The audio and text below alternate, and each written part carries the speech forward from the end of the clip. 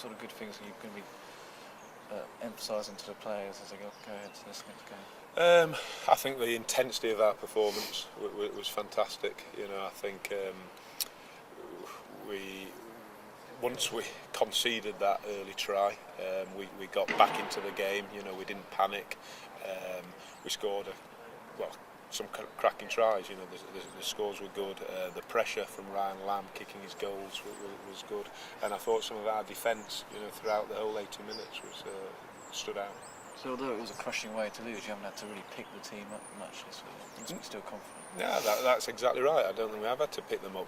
We played well, and there are, one or two things, but there always are one or two things. But generally, we're confident in the way that we're playing, and what we've got to do is we've got to take that forward to this week. Yeah, and the Scarlets, what about them? They present a whole new different set of problems, I suppose, to Munster. The Scarlets are a real quality team, and I think in the past they've sort of spoken about just having a set of backs who are exciting, but probably a little bit of weakness up front, particularly in some of the Heineken Cup games that they played. But I think that's changed, and I think you only have to watch the Cass game to see how well they coped with the Cass pack. So they cope really well up front in the set piece. They're very competitive at the breakdown. They've got a lot of turnovers, and give that to that Scarlets back line. And as you see from that performance, they can score tries from anywhere. I was excited about going over there and experiencing Limerick and the passion they have for rugby, and it didn't disappoint. We had a cracking crowd there. I mean, we had a hell of a lot of support as well, which was really, really good and so encouraging. And our supporters were just absolutely superb before and after the game. So it made it an amazing trip to be part of, really. Yeah.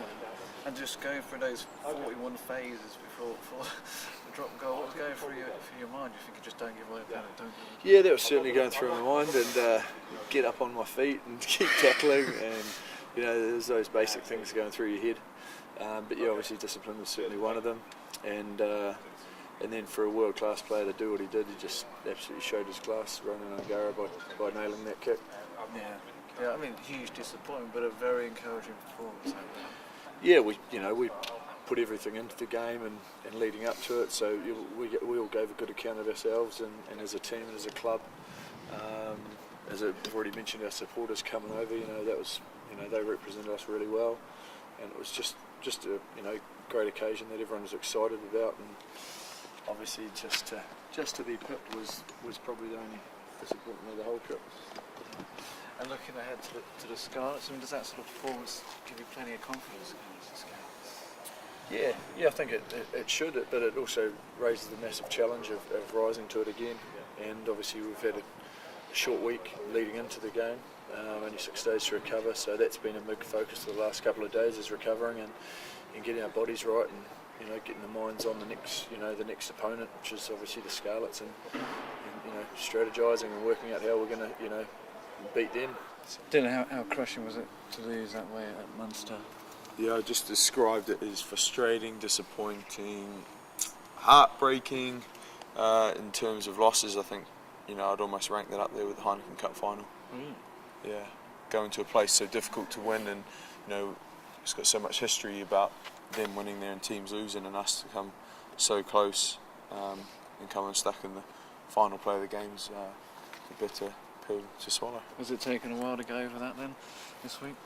Had a good little moan yesterday, and we cleared the air as a team, and I think the biggest things to come from that were that we actually played really well. Yeah. It's not like we came unstuck and we gifted them easy scores and things like that. We played a lot of positive rugby, and I'm fully confident if we play in the same manner this weekend with the same intensity on a home pitch, we'll have a fairly good night.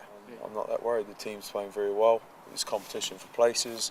The green machine's going all right. Well, it's Cogs are turning. It's all right. What do you make of the pack at the moment? You're sort of back together now. It seems to be at full steam at Munster. Yeah, our packs. It's always fighting for places. Phil Dawson's missed out last week. You've kind of got a back row that's undroppable. Who's going to start.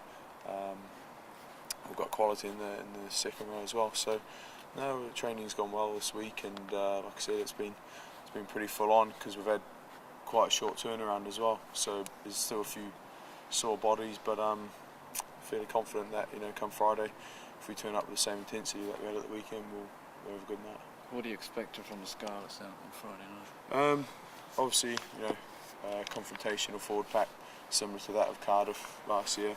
But if you look at the threats of Stephen Jones, an attacking threat, and he can also kick very well. And then you look at Sean Lamont, he obviously knows his ground fairly well, and he's in a bit of form. And the young fellow George North, who's a big player for them.